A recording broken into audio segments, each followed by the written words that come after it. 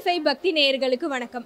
பங்குனி உத்திரத்தை முன்னிட்டு ஸ்ரீ வள்ளி தெய்வானை சுப்பிரமணிய சுவாமி திருக்கோவில்ல திருக்கல்யாணம் நடைபெற போகுது. அந்த திருக்கல்யாண வைபவத்தை பத்தியும் கோயிலுடைய சிறப்புகளை பத்தியும் தான் இந்த வீடியோல பார்க்க போறோம். வெற்றிவேல் முருகனுக்கு அரோகரா, வீரவேல் முருகனுக்கு அரோகரா என்றே நம் முருகப்பெருமான் பங்குனி உத்திரம் உற்சவத்தை தொடங்குவோம். உருவாய் அருவாய் உளதாய் இளதாய் மறுவாய் மலராய் மணியாய் ஒளியாய் கருவாய் உயிராய் கதியாய் விதியாய் குருவாய் வருவாய் அருள்வாய் குகனே. முருகு முருகு என்றாலே அழகு. அழகு என்பது முருகப்பெருமானை குறிக்கும் சொல்லாகும். தமிழ் கடவுள் என்றாலே நம் நினைவுக்கு வருவது முருகப்பெருமான் தான். பங்குனி உத்திரம் என்பது தென்னிந்தியர்கள் வாழும் நாடுகளில் முருகனை வழிபடும் ஒரு முக்கிய திருவிழாவாகும். முருகனுக்கு உகந்த நாள் தைப்பூசம் மற்றும் பங்குனி உத்திரம் என்பர்.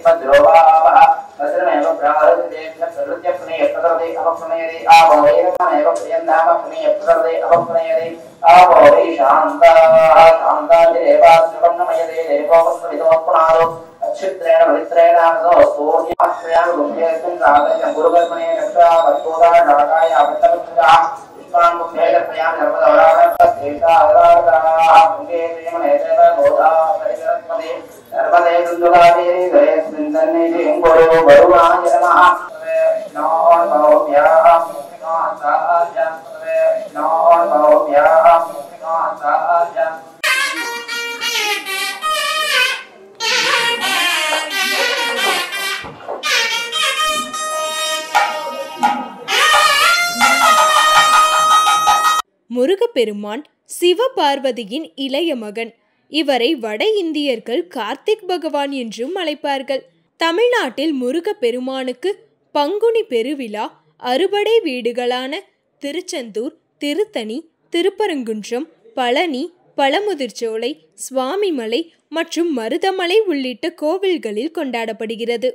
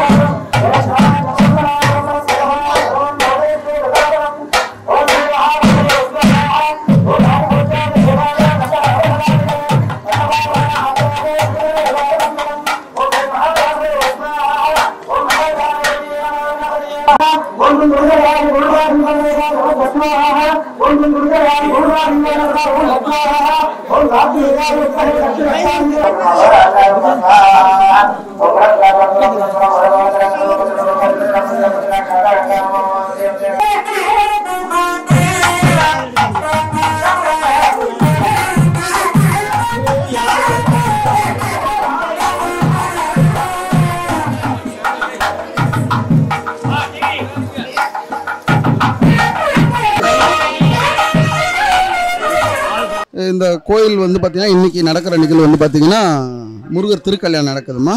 பங்குனி உத்திரம் வருஷா வருடம் இங்கே வந்து தைப்பூசம் பங்குனி உத்திரம் இதெல்லாம் நடக்கும். நடந்து முடிஞ்ச உடனே உற்சவர் வந்து திருவீதி விழா சாயந்தரம் கொண்டு வருவோம் இந்த நகரில். இந்த கோயில் வந்து ரொம்ப பழமையான கோயிலுமா. காலந்தொட்டு இருக்குது, 60 ஆண்டு காலமாக இருக்குது. ஆக்சுவலாக நான் பிறந்தது இந்த கோயில் இருக்க இந்த தெருவில் தான். எனக்கு 46 வயசு ஆகுது. நான் பிறந்தது பார்த்துட்ருக்கோம். நான் எங்கள் அப்பா காலத்துலேருந்து இந்த கோயிலில் வந்து தொடர்ந்து சேவை செஞ்சுட்டு வராங்க. எங்கள் அப்பாரு அதுக்கப்புறம் எங்கள் அண்ணன் இவங்க எல்லாருமே நம்ம வந்து இந்த கோயிலில் வந்து முருகனுக்காக நாங்கள் முருகனுடைய அடிமைகள், முருகன் பக்தர்கள் பொதுவாக நம்ம இருப்போம். பார்த்திங்கன்னா இது வரைக்கும் இந்த கோயிலில் வந்து ஒரு 4 முறை வந்து கும்பாபிஷேகம் நடந்திருக்குமா கோயில். ஆரம்பத்தில் வள்ளி தெய்வானையோட இங்கே சாமி வந்து சின்ன ஒரு விக்கிரமாக ஆதியில் இருந்தாங்க. இப்போ கொஞ்சம் கோயில் டெவலப்மெண்ட்லாம் பண்ணி கொஞ்சம் பூரணம் பண்ணி கோயிலில் வந்து பார்த்திங்கன்னா சிலைகள்லாம் கொஞ்சம் பெரிய சிலைகள்லாம் வச்சு இங்கே சாமி வந்து வள்ளி தெய்வ சேனையோட சுப்பிரமணிய சுவாமியாக வந்து காட்சி தராரு. அடுத்தது வந்து பார்த்திங்கன்னா இங்கே விநாயகர் பெருமான் இருக்கார், சிவ பெருமான் இருக்காங்க, பைரவர் கால பைரவர் இருக்கார், சாய்பாபா இருக்காங்க, மற்ற நவகிரகெல்லாம் இருக்குது.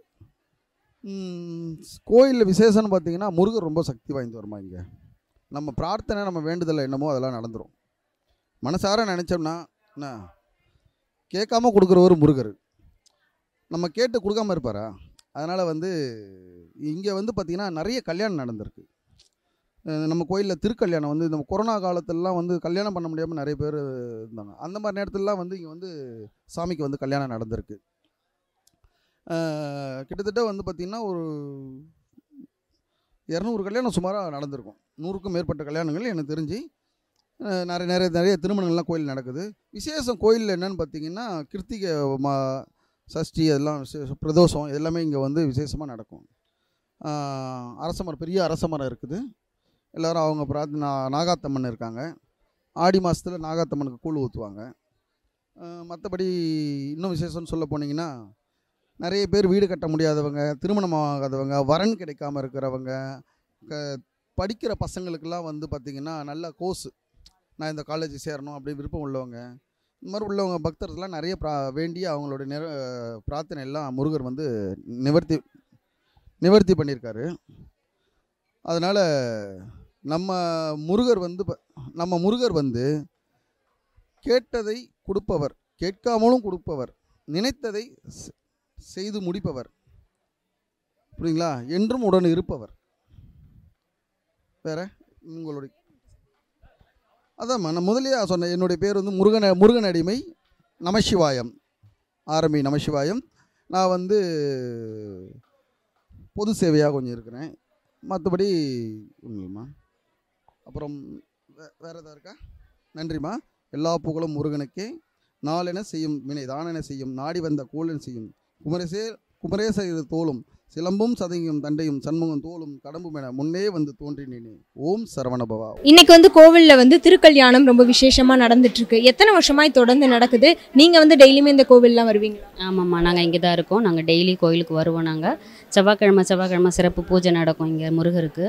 அப்புறம் இப்போ பங்குனி உத்திரத்துக்கு திருக்கல்யாணம் நடக்கும். இது எப்போ வருஷம் நடக்கும். தைப்பூசம் ரொம்ப விசேஷமாக நடக்கும் இங்கே. அப்புறம் சஷ்டி காலங்களில் 6 நாள் சஷ்டி பூஜை நடந்து அப்புறம் லாஸ்ட் நாள் சஷ்டி திருக்கல்யாணம் மாதிரி பண்ணுவாங்க. இங்கே நல்லாயிருக்கும். அது சஷ்டி பூஜை நடக்கும், எல்லோரும் வருவாங்க. பிரதோஷம் விசேஷ நாளில் நடக்கும், பிரதோஷமும் நடக்கும் இங்கே.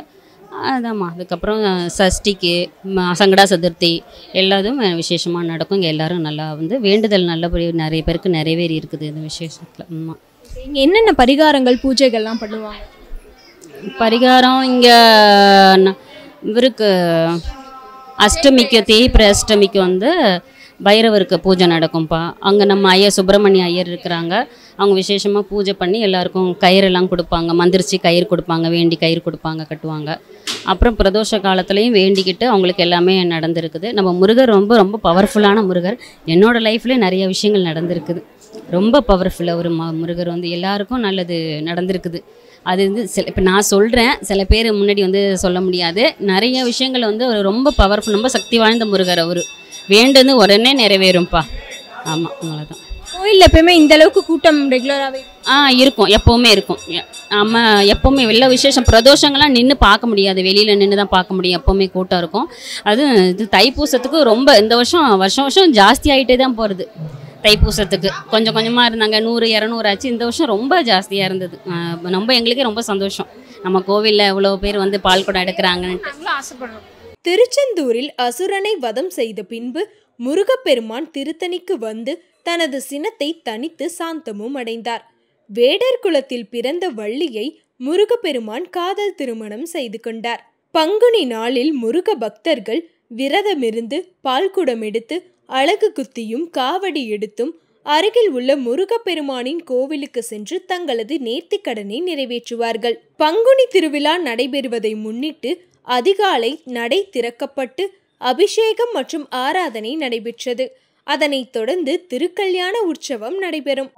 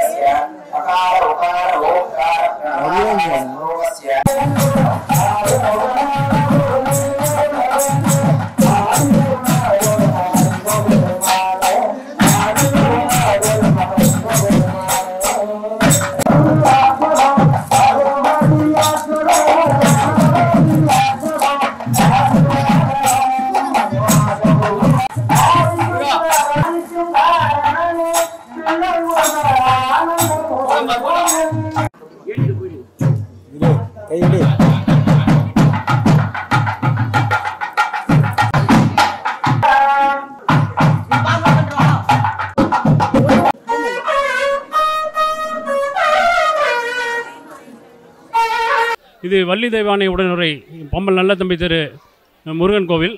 இது வந்து மிகவும் பழமை வாய்ந்தது, 100 வருட கால பழமை வாய்ந்தது. இதை கேட்டதை கொடுப்பவர் எங்கள் அப்பன் முருகன் வள்ளி தெய்வானை உடனுரை முருகன் வந்து எதை கேட்டாலும் கொடுப்பார். நீங்கள் இங்கே வந்து 100க்கு மேற்பட்ட கல்யாணங்கள் நடந்திருக்கு. அப்புறம் குழந்தைகளை பேர் வைக்கிறது, சுபகாரியங்கள் அனைத்தும் இங்கே நடந்துகிட்ருக்கு. இங்கே வேண்டிக்கிட்டோன்னு வச்சுங்களேன், அறுபடையில் வேண்டிக்கிட்ட மாதிரி ஒரு பலன் கிடைக்கும். இங்கே வந்து நீங்கள் பங்குனி உத்திரத்துலேயோ இல்லை தைப்பூசத்துலேயோ வந்து வேண்டிக்கிட்டு நிவர்த்தி பண்ணிங்க அப்படின்னா உங்களுக்கு அறுபடை வீட்டுக்கு போகிற பலன் வந்து உங்களுக்கு கிடைக்கும். முருகன் வந்து உங்களை வந்து எப்பொழுதுமே கைவிட மாட்டார், கேட்டதை கொடுப்பவர். இது வந்து 100 வருட பழமை வாய்ந்த திருக்கோவில். இதில் வந்து செல்வராஜ் அப்படின்றவர் தான் இந்த தெருவில், பம்பல் நல்ல தம்பி தெருவில் இருக்கிறவர் தான் தர்மகர்த்தா. அவர் தான் இந்த நிலமெல்லாம் வழங்கி ஒரு 150 வருஷத்துக்கு முன்னாடி அவங்க அவங்களுடைய ஃபோர்ஃபாதர்ஸ்லாம் இந்த இடத்த வந்து வச்சுருந்து அவங்க அங்கே கொடுத்தாங்க. இன்றைக்கி நாங்கள் தர்மகர்த்தாவுக்கு வந்து மரியாதை செலுத்துவோம். அது மாதிரி இங்கே திரு சுதரேந்திரன் என்பவர் வந்து 20 வருடமாக வந்து இங்கே நிர்வாக தலைவராக இருக்கார். அதே போல் நாங்களும் வந்து இங்கே மெம்பராக இருக்கோம், எல்லோரும் மெம்பராக இருக்கோம். இங்கே பங்குனி உத்திரம் வெகு சிறப்பாக நடைபெறும். இங்கே திருக்கல்யாணம் வந்து வருடம் நடத்துகிறோம். அது இல்லாமல் மக்கள் இங்கே ஊர் மக்கள் அனைவரும் வந்து இங்கே வருவாங்க. ஒரு 3000 பேர் வந்து தைப்பூசத்துக்கு வருவாங்க. அதே போல் ஒரு 1500 பேர் பங்குனி உத்திரத்துக்கு வந்து வெகு சிறப்பாக வந்து அபிஷேகமும் ஆராதனைகளும் நடைபெறும். மக்கள் வந்து இதை முருகனை வந்து உண்மை கடவுளாக நம்புகிறாங்க. இது வந்து ரொம்ப சக்தி வாய்ந்த முருகன், வள்ளி தெய்வானை உடனுரை பம்பல் நல்ல தம்பி முருகன். அறுபடை வீட்டு முருகனுக்கு உள்ள சக்தி வந்து இங்கே வேண்டிக்கிட்டோம்னா வேண்டிக்கிட்ட பலன் வந்து தரும். என் பேர் வந்து வெங்கட்ராமன். நான் வந்து ஜிஎம்மாக இருந்தேன், எல்லா கம்பெனிலையும் சீனியர் பொசிஷனில் இருந்தேன், எல்லா எம்என்சிலையும். எனக்கு வந்து எல்லாமே வந்து முருகன் தான் எல்லாமே கொடுப்பாரு. அதனால் நாங்கள் தவறாமல் வந்து இந்த முருகனை இந்த வழிபட வந்துடுவோம். வெற்றிவேல் முருகனுக்கு அரோகரா. வணக்கம்.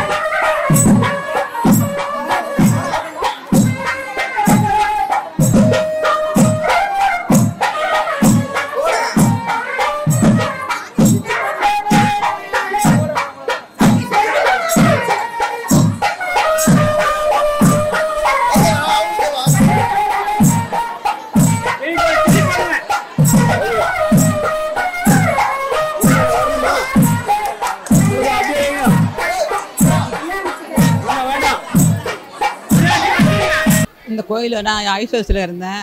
அங்கேருந்து வீடு வாங்கின்னு வந்தேன். எனக்கு எல்லாம் நல்லது. நாங்கள் தான் எடுத்து நடத்தினோம். ஒரு 5 நம்பர் நாங்கள் நடத்தினோம். அப்புறம் வயசானவங்க எல்லாம் எல்லா சிலையுமே நாங்கள் 10-15 பேர் சேர்ந்து வச்ச சிலை தான் இது. அப்புறம் கொஞ்சம் பேர் என்ன பண்ணாங்க, கொஞ்சம் சரியில்லை, எல்லோரும் கதுவாயிட்டாங்க. அதனால் இப்போ கூப்பிட்டு அவர் சுசின்றவரும் ராமச்சந்திரன்கிட்ட கூப்பிட்டு இந்த கோயில் பத்திரமும் கோயிலும் அவங்கக்கிட்ட ஒப்படைச்சோம். இப்போ அவங்க நல்லா நடத்துகிறாங்க. ஆனால் ஃபஸ்ட்டு நாங்கள் 50 வருஷம் ஆகுது. நான் வந்து 50 வருஷமாக இந்த கோயிலில் தான் நான் ஃபஸ்ட்டு எங்கள் வீட்டுக்கார் ஏழுமலை தலைவர், அவர் செல்லூர் அஜித்தானம், தர்மகத்தா, காளிதாஸ் எல்லாருமே 10-15 பேர் நாங்கள் நடத்தினோம். 5 பேருக்கு மேலே யாருக்கிட்டையும் நாங்கள் வசூல் பண்ணல. ஒரு கேசமணின்றவர் வடபள்ளிலேருந்து வந்தார்.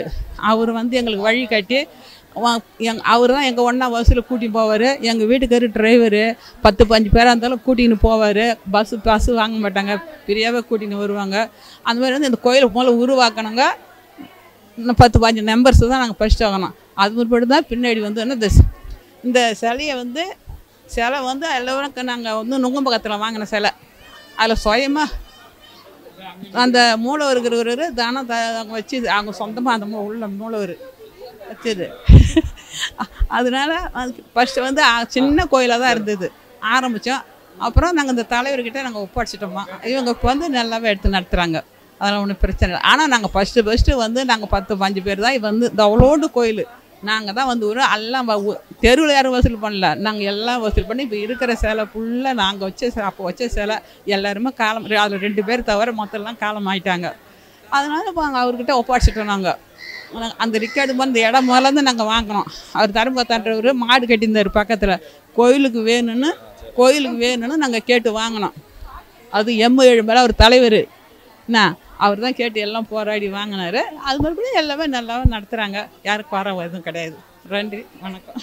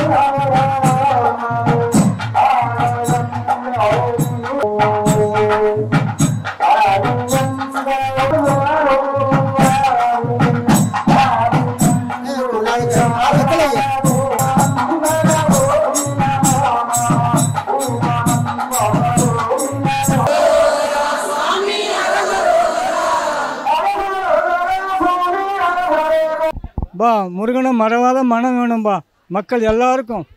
அது ஒன்று இருந்தால் போதும். நீங்கள் என்ன நினைச்சு சாதிச்சிடலாம், என்ன வேணாலும் கிடைக்கும். அதாவது கொடுக்குற தெய்வம் முருகன், குறைக்க மாட்டார். எந்த ஒரு பிரச்சனை இருந்தாலும் தீர்த்து வச்சுடுவார். நீங்கள் டாக்டர்கிட்ட போ, நான் கூட டாக்டர்கிட்ட போக மாட்டேன். முருகன் நினச்சி ஒரு மாத்திரை போட சரியாயிடும். முருகனை மறவாத மனம் வேணும். இந்த ஆலயம் உற்பத்தி பண்ணி 52 வருஷம் ஆகுது. 52 வருஷம் நான் இந்த ஆலயத்தில் இருக்கேன். ஆனால் மக்கள் எல்லாம் சந்தோஷமாக போகிறாங்க. இன்றைக்கும் சந்தோஷமாக தான் இருக்காங்க. எந்த குறையும் வைக்கல. அதாவது ஒரு பேர் வந்து ஆயிரக்கணக்கான பேர் உண்டு முருகனுக்கு. இப்போ நாங்கள் வச்ச குறைச்சத்த குமரன், அவர் இருக்கிறது கவலையே பட வேண்டாம். எல்லாம் சந்தோஷமாக இருக்கலாம். நான் வரும்போது ஒன்றும் கொண்டு வரல. இந்த தெருவில் எனக்கு சொந்தமாக ஒரு வீடு கொடுத்துருக்காரு. எவ்வளோ மழை வந்தாலும் கவலை இல்லை, வெயில் வந்தாலும் கவலை இல்லை, நிம்மதியாக உட்காந்து கிடக்குறேன். இது முருகனுடைய அருள். முருகனை மறவாத மனம் இருந்தால் போதுங்க, எல்லாத்தையும் சாதிச்சிடலாம். அதுதான் வெற்றிவேல் முருகன் பேர்.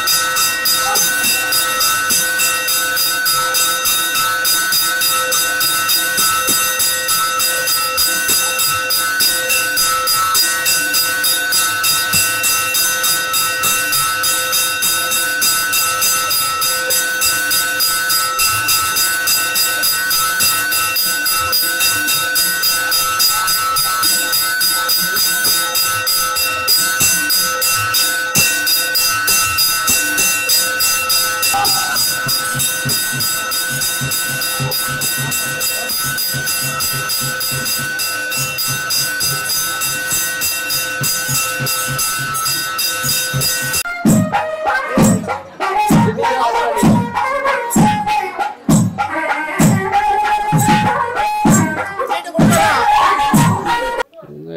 கோயிலில் வந்து தைப்பூசமும் பங்குனி உத்திரம் மிக சிறப்பாக செய்வோம். இப்போ பார்த்தீங்களா, இது பங்குனி உத்திரம், இதை விட பல மடங்கு அதிகமாக இருக்கும் தைப்பூசத்துக்கு.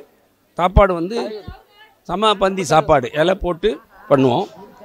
அதுக்கப்புறம் நம்ம விநாயகருக்கு பூஜை, சனீஸ்வரனுக்கு பூஜை, அப்புறம் ஒரு சிவனுக்கு, அம்பாளுக்கு எல்லாருக்கும் பூஜை பண்ணுவோம். பாபாவும் இருக்காருங்க, பாபாவும் பண்ணுவோம். ஒரு இதுக்கும் பிரதோஷம், மெயினாக பிரதோஷம் ஒரு மாதத்துக்கும் பிரதோஷம் பண்ணுவோம். என்ன இது மாதிரி சிறப்பு வாய்ந்த கோயில். இதில் வந்து தலைவர், செயலாளர், பொருளாளர், துணைச் செயலாளர், துணைத் தலைவர் அப்படி அங்கமாக இருக்கும். 20-30 கமிட்டி மெம்பர்ஸ் இருக்காங்க. அவங்கள வச்சு தான் இதெல்லாம் சிறப்பாக பண்ணின்னுக்கிறோம். எங்களுடைய பொதுமக்களுடைய உதவி ரொம்ப அரிது, ஜாஸ்தியாக கிடைக்கும். அதே மாதிரி வியாபாரிகள், எங்களுக்கு வியாபாரிகளுடைய சப்போர்ட்டும் ரொம்ப ஜாஸ்தி.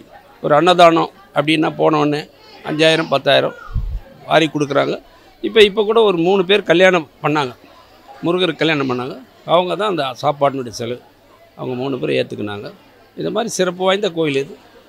குழந்தை இல்லாதவங்க குழந்தை வேண்டி இருக்காங்க, அதனுடைய பலன் அடைஞ்சவங்க இங்கே நம்மக்கிட்ட சொல்லுவாங்க. அவங்களுக்கு நாங்கள் இன்னும் பரிகாரம் பண்ணணும்னு சொல்லுவோம், அவங்க அது பண்ணின்னுக்கிறாங்க. இது மாதிரி ஒரு சிறப்பு வாய்ந்த கோயில். இன்னைக்கு வந்து பங்குனி உத்திரமுக்கு வந்து திருக்கல்யாணம் நடக்குது, அதை பற்றி சில விஷயங்கள். திருக்கல்யாணம் வந்து முருகருக்கு திருக்கல்யாணம் பண்ணுறது நாங்கள் வருஷம் பண்ணுறது தான். அது வந்து இதே மாதிரி மகளிருங்க வந்து அதிகமாக சேர்ந்து செய்கிற ஒரு ஃபங்க்ஷன். 3 குடும்பம் சேர்ந்து இந்த திருக்கல்யாணம் பண்ணுறாங்க.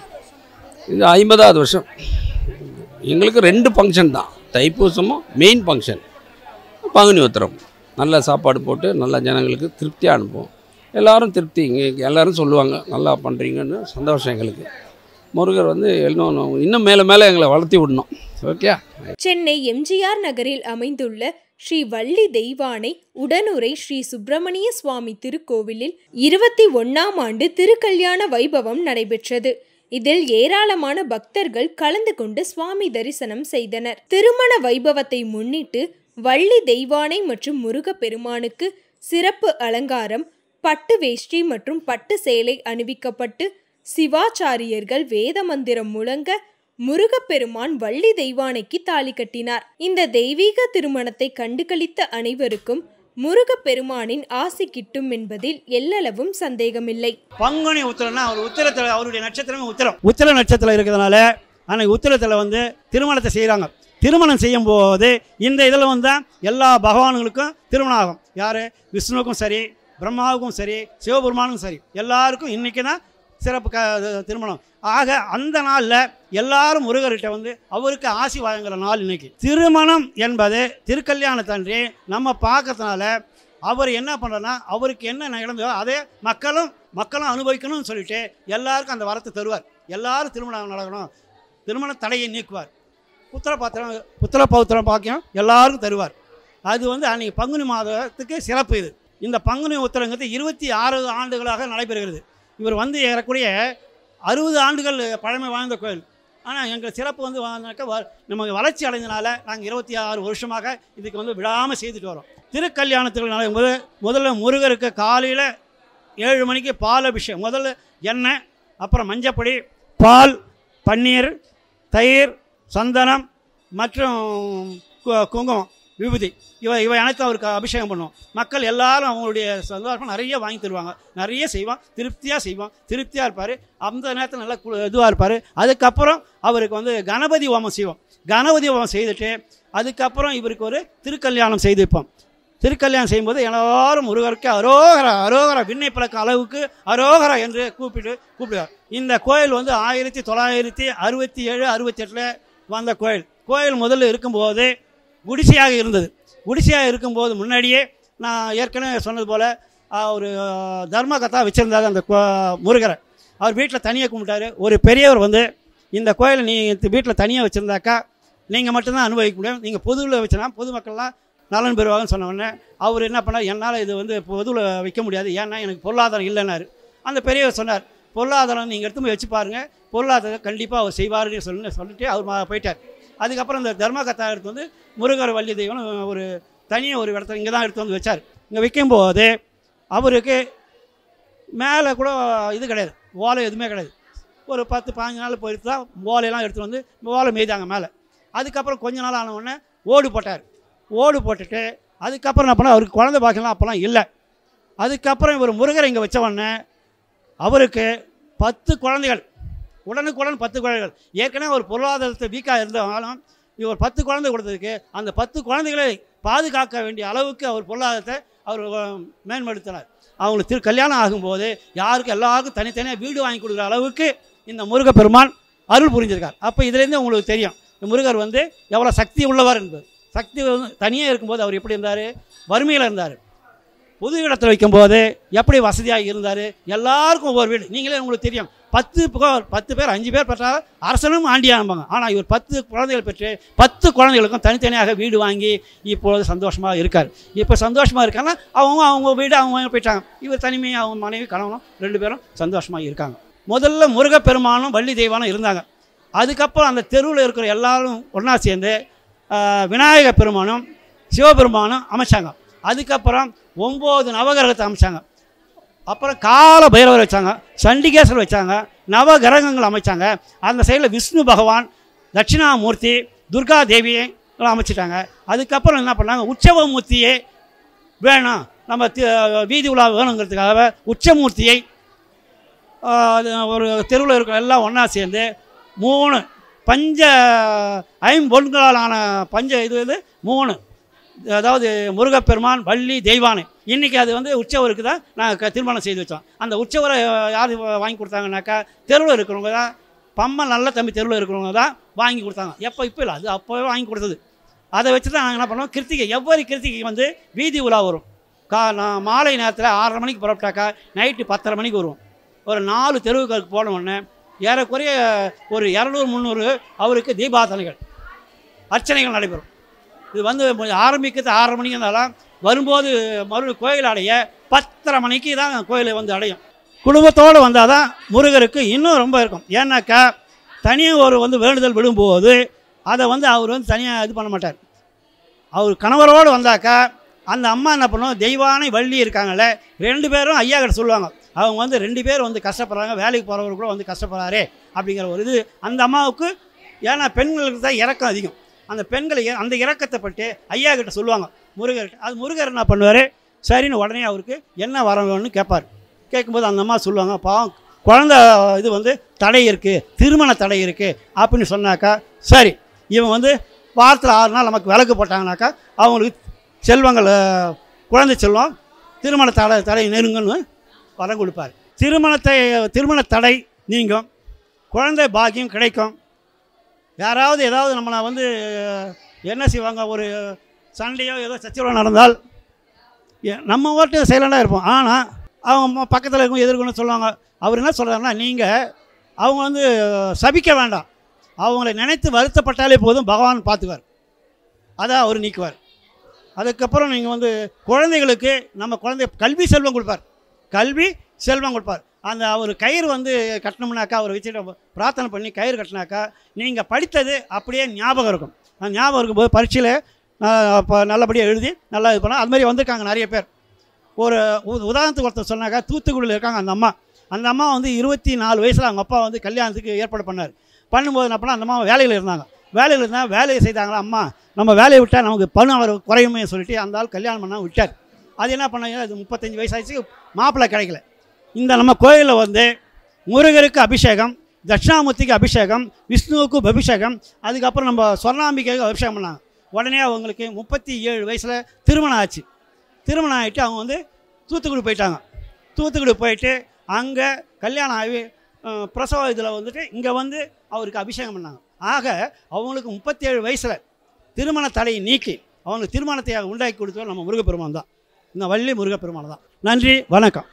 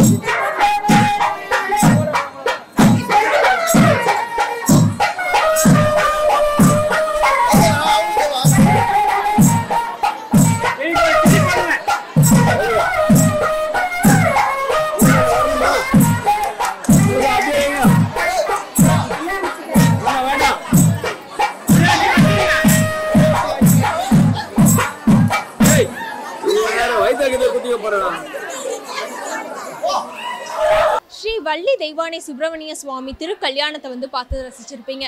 இதே மாதிரி அடுத்த ஒரு சுப தினத்துல உங்களை வந்து சந்திக்கிறேன். அது வரைக்கும் உங்ககிட்ட இருந்து விடைபெறுவது நான் உங்கள் சத்யா.